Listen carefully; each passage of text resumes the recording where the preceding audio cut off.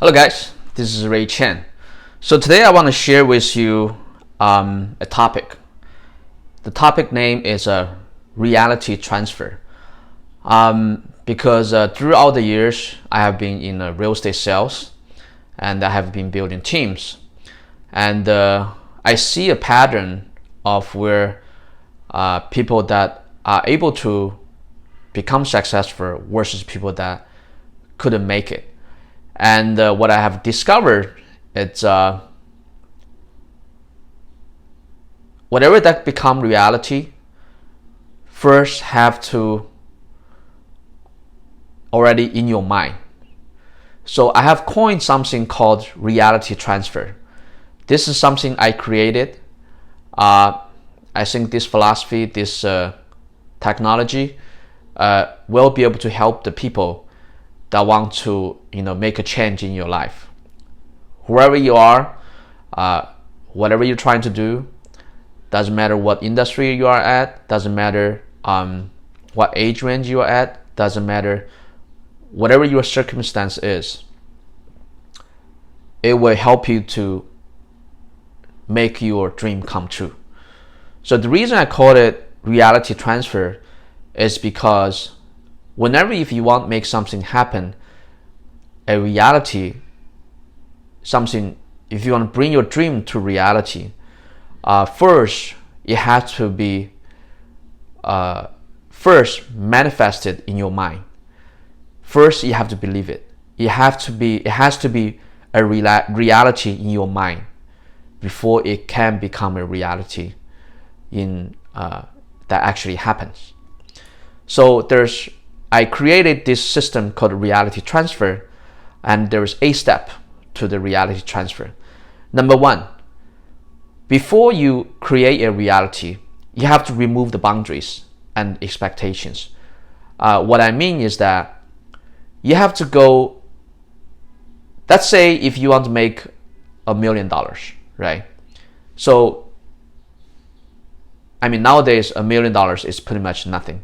If you own a home in a metropolitan city, for example, San Francisco or Los Angeles, that's going to be worth $1 million already. But I know yet to so many people, $1 million is still a lot of money. That's just, okay, I'll make $1 million as a example. So let's say if you don't have $1 million, maybe you're negative, or if you have racked up a big credit card debt. I was there once as well. And you want to get out of debt and reach $1 million in net worth. That's it. That's actually exactly what I have done years ago. And I was kind of inexperienced and financially illiterate, and doesn't know much, right? Don't know better. I didn't know better. So I owed about more than $150,000 in credit card debt. And back then, it felt like just I could never dig myself out of the hole, right? And now comes to think of it, it's not that hard. But when you're in the hole, it's at the moment, if you want to get out of it, for example, my situation, or anybody else that's in a similar situation as I was, that you are, deeply in debt. If you want to get out of debt and become positive and reach $1 million in net worth, you have to first be able to think big, right? You have to believe that you can pay off all the debt. You have to believe that you can eventually be worth $1 million. But in today's society, especially in the advanced society, $1 million is nothing, especially in the major cities. So that's what I mean by removing your boundaries and your self created limitations. You have to believe that you can pay off your debt. You have to believe that you can make $1 million. You have to believe one day you will be worth $10 million. So for the third step of the reality transfer, you have to first remove your own limiting belief. Remove your own limiting boundary. You have to believe it. Okay?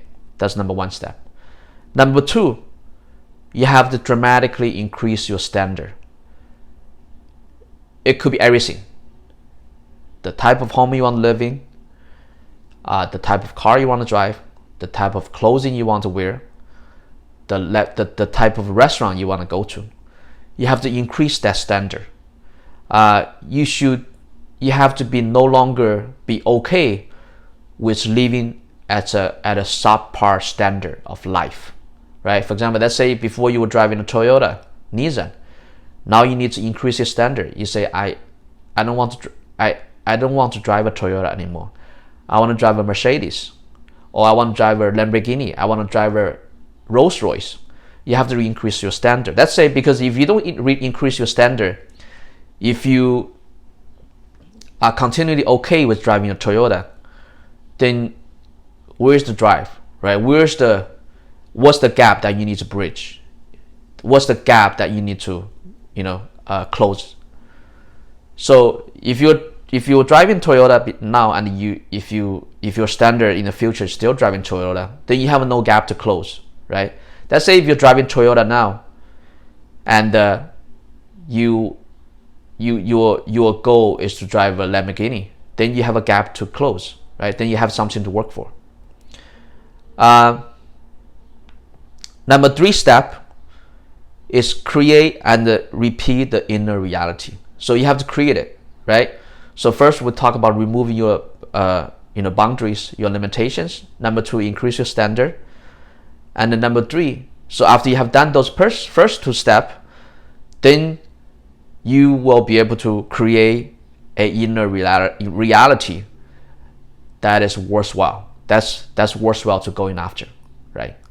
And then number four, you have to convict to that inner reality, to that standard you set for yourself, to that reality that you have constructed in your mind for yourself, right?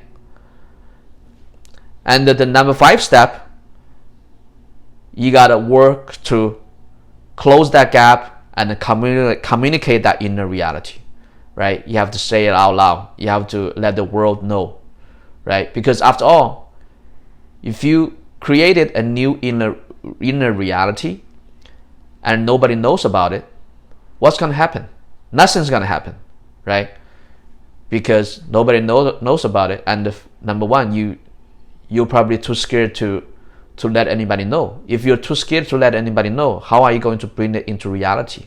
You're not even brave enough to bring the thought of that dream into reality. How are you going to make it into a reality? There's no way, right? So once you communicate that inner reality, then you need to get the resource. OPM, OPT. Other people's money, other people's talent, right? You have to use that to help to rocket ship the process to get to your inner reality. For example, let's say if you want to open a software company, it's okay if you're not a programmer. Then that's where you need to use other people's talent, right? OPM is other people's money. OPT is other people's talent, right? Look at the founder of Oracle. I believe he's a coder, but he's not that good of a coder. So he basically he had a dream to make this company, and he gathered all these smart people to make that a reality, right? And also Steve Jobs. He's not a coder. He doesn't have the actual skill to build the iPhone, but he is able to construct that reality in his mind and convey that conviction to so many people and communicate that inner reality to so many people, and use other people's talent and other people's money. And he's able to make Apple, right? So when he first started the Apple computer, he started with Wozniak, right? Wozniak is the guy with the talent. Steve is the guy with the dream, right? So that's an example that shows that if you want to make it big, let's say first you have to have a big enough dream. So your dream cannot be based on your ability. If your dream is only based on your ability, on your money, the amount of money you have, and on the actual talent you have, your dream cannot be big. There's no way, because you're at a level that's low, right? You're at a low level where you don't have any of those. You don't have the money. You don't have the talent. How are you able to have a dream to make a 10 million, 100 million, right? That's why we want to borrow other people's money and other people's talent, right? That's exactly what Steve Jobs have done, right? Then you need to go out there obviously you're gonna sell your inner reality, right? Then once you sell it, then you're gonna be able to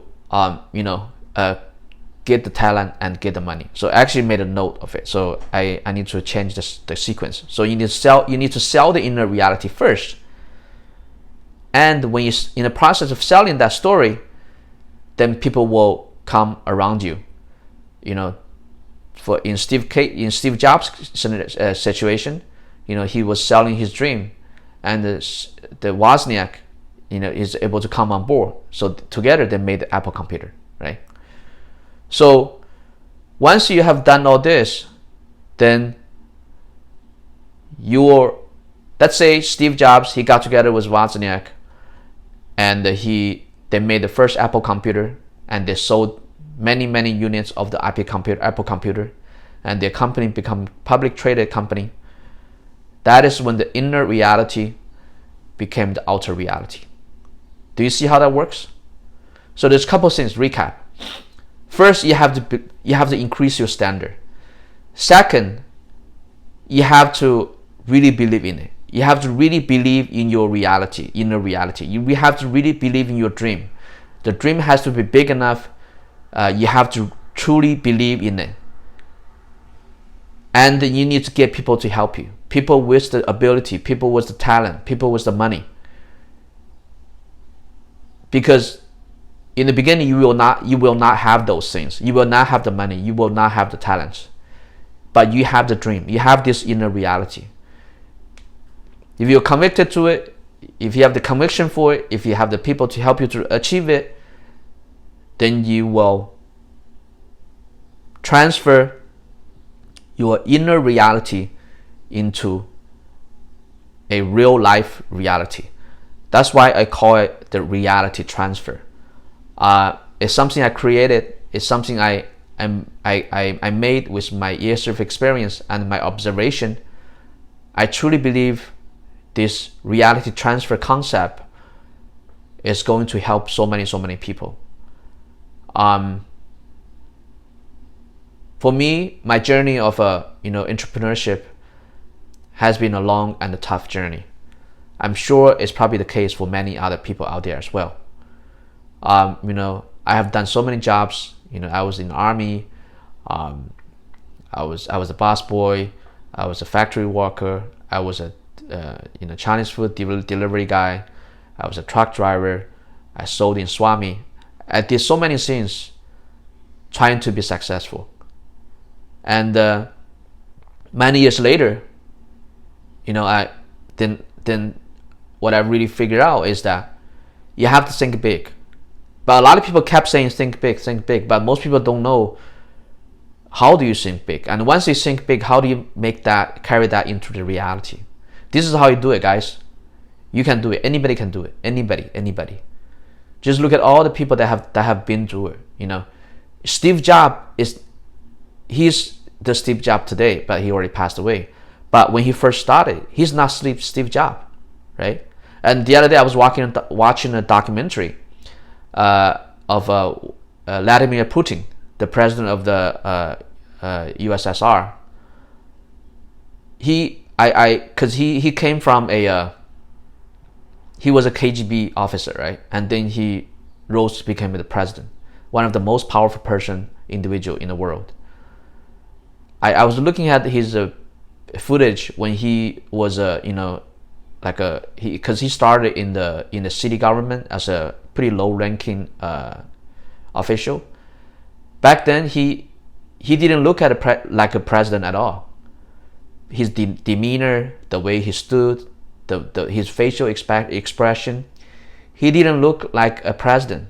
But now he looked like a president. You can tell it's so different. Guys, that's all you have to do. Just believe your dream, in your dream. Act like you be convicted with your dream, and act like your dream will come true. So basically what I'm saying is that before you become Putin, just act like you're Putin already, and then use other people's money, other people's talent to sell your dream. And once it's sold, then the reality will come to life. So that's all I have to say for today. This is Ray Chen. I'll chat with you guys next time.